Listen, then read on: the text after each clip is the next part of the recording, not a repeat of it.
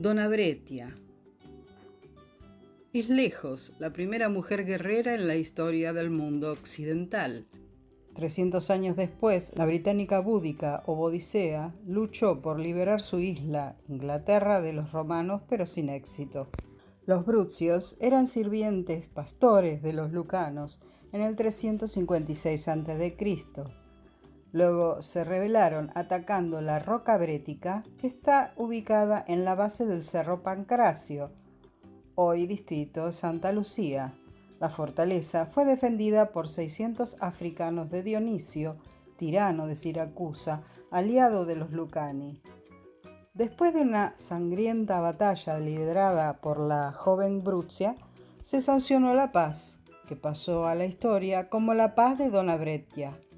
En la investigación sobre la historia de los brucios, conocemos a una mujer de excepcional valor, que no recibió el debido reconocimiento en la historia de los pueblos porque ningún historiador la cuidó. La Donna Brettia, que en el año 355 llevó a los brucios a liberarse del yugo de la servidumbre para obtener la libertad. Su pecado era pertenecer al pueblo brucio, que los romanos marcaban como un pueblo de traidores, cabezas duras, poco fiables, de bandidos callejeros, solo porque durante 3 siglos no querían someterse a su poder. Sin embargo, entre las dos mujeres guerreras había un tratamiento histórico diferente. Boadicea, derrotando en el campo de batalla, ha ganado en la historia. Los británicos, de hecho, la declararon heroína de las libertades británicas y levantaron una estatua de ella en el puente de Manchester. Donna Brettia, victoriosa en el campo de batalla, perdida en la historia debido al Imperio Romano que odiaba a los brucios, está destinada al olvido total. La leyenda de Donna Canfora es una leyenda calabresa muy sugerente. En la ciudad de Tauriana de Palmi, en la provincia de Reggio Calabria, ciudad de origen británico replanificada por los romanos en el siglo I a.C., con la construcción de un Decumanus Maximus, un teatro y un podio alto ligado a la leyenda, definido precisamente como la casa de Donna Canfora. Donna Canfora, según la leyenda, era una dama muy rica, virtuosa y muy bella. Quedó viuda siendo aún muy joven y rechazó todas las ofertas de amor. Un día, sin embargo, su doncella llegó a la casa con buenas noticias. Un barco cargado de telas de seda, grandes gemas, cueros, alfombras muy raras, mayólica bellamente pintada, había llegado a la playa desde el lejano oriente. Todos los habitantes acudieron en masa para admirar todos los tesoros expuestos en el barco. En la orilla había una gran multitud, mientras que una ligera brisa hacía volar las velas de varios colores del barco y los hacía brillar al sol. Tan pronto como apareció Donna Canfora, la multitud se dividió en dos, haciéndola pasar por el medio como si fuera una reina.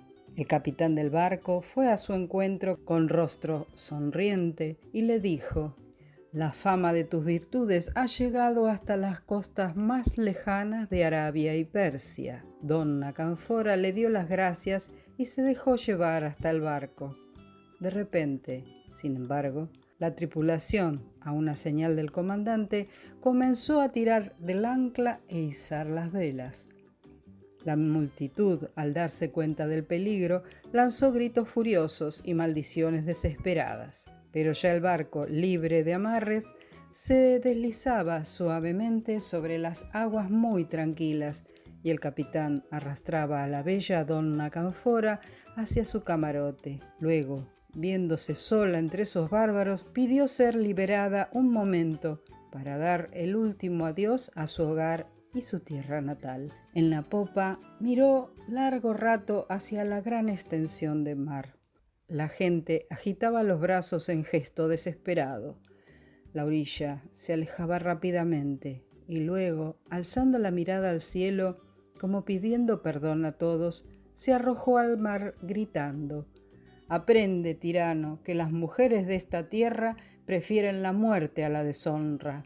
En memoria de Dona Canfora, las aguas se tornaron de un azul iridiscente, a veces verde esmeralda, a veces turquesa veteado de oro y plata, y el fondo se cubrió de algas. Durante las noches tormentosas se escucha el eco de los saludos y las lágrimas que Dona Canfora derramó por su amada tierra. Nóside. En el remoto Lócride, entre los siglos IV y II a.C., en la época en que Roma era un poco más que un pueblo de pastores y el valle del Po un pantano con pilotes, vivió Nóside, la mayor poetisa de la Magna Grecia. Poco se sabe de ella. Las pocas notas biográficas están contenidas en el último de los 12 epigramas de esta autora que nos han llegado.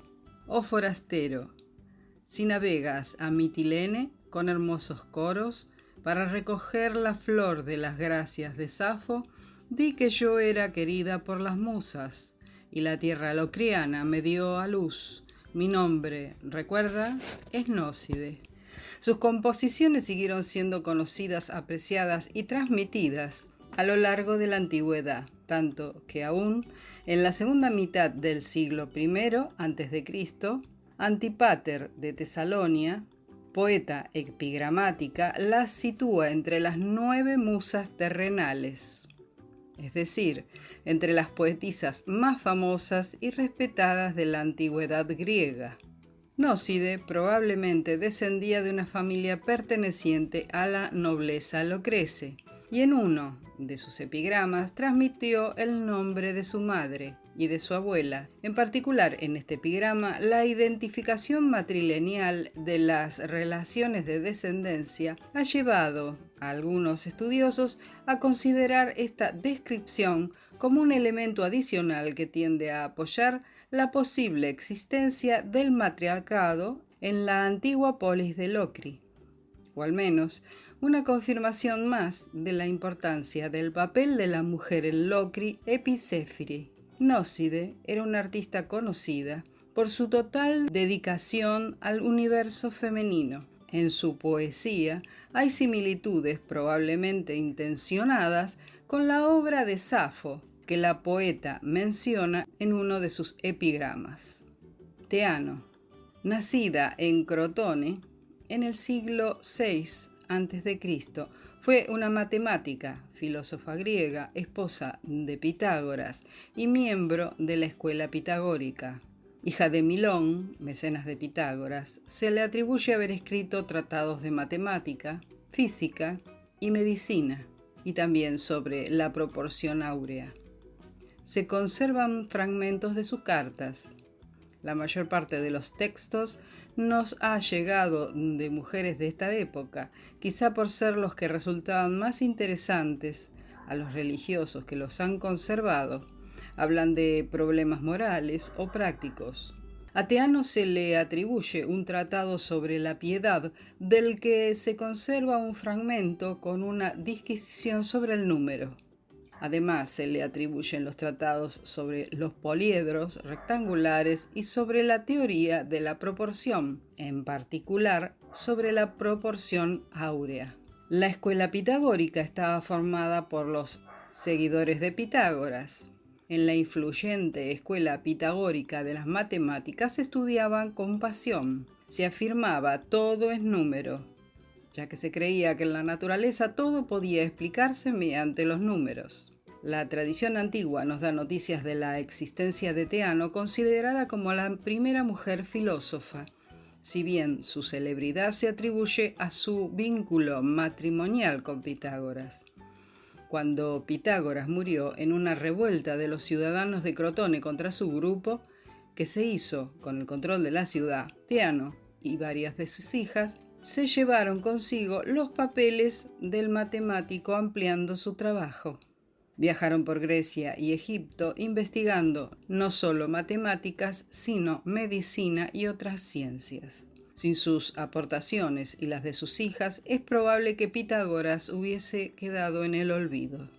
Como las demás pitagóricas, Teano pensaba que el universo estaba regido por el número.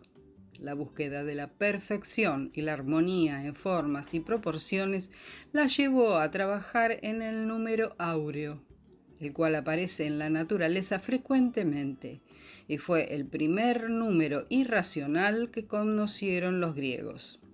Este número lo conoció Teano por ser el resultado de dividir la longitud de la diagonal entre la longitud del lado del pentágono que aparece en el signo de la escuela pitagórica, el pentagrama. En el brigantismo posunitario confluyen distintas motivaciones. Remontando la historia sobre el bandidaje, las mujeres autónomas y psicológicamente independientes en su comportamiento fueron la primera rebelión femenina al atávico y tradicional estado de sometimiento de las mujeres en la provincia del sur. La literatura reconoce la presencia masiva de mujeres en el proceso de rebelión en el sur inmediatamente después de la unificación. El bandidaje tuvo diferentes motivaciones, por lo que es aún más difícil definir hasta qué punto la conciencia legitimista pudo haber animado el fenómeno de las mujeres bandidas. Los casos más conocidos, como los de Michelina di Cesare, Filomena Pennacchio, María Oliverio, cuyas sangrientas historias han dejado un aura mítica entre las poblaciones de origen, ahora reciclado en canciones populares, en los textos de los narradores y baladas profanas, ahora retratadas en el imaginario de estudiosos, romantizando los hechos en dramas y cuentos. Michelina di Cesare, por ejemplo, es un icono del bandolerismo femenino, el más retratado en los textos sobre el tema. Al principio joven y bella, con ropas tradicionales y con una escopeta. Michelina conoce y sigue a Francisco Guerra, un ex sargento del ejército Borbón que se escondió inmediatamente después del nacimiento del reino. Se señala varias veces como amante, druda y brazo derecho de la guerra, a la que la mujer se mantendrá fiel hasta su muerte, cuando ambos son capturados cerca del Monte Morrone, también en el área de Caserta, y asesinados en la emboscada. María Oliverio, declarada culpable de traición con su marido Pietro Mónaco, ex sargento borbónico, la mujer vestida con ropa de hombre se une a la banda de su marido que opera en la Sila, hasta que, tras un atentado en el que Pietro pierde la vida, asume el mando. Según la tradición, Chichilla es conocida como la brigantesa de las brigantesas, condenada primero a muerte y luego a cadena perpetua en una prisión del Piamonte.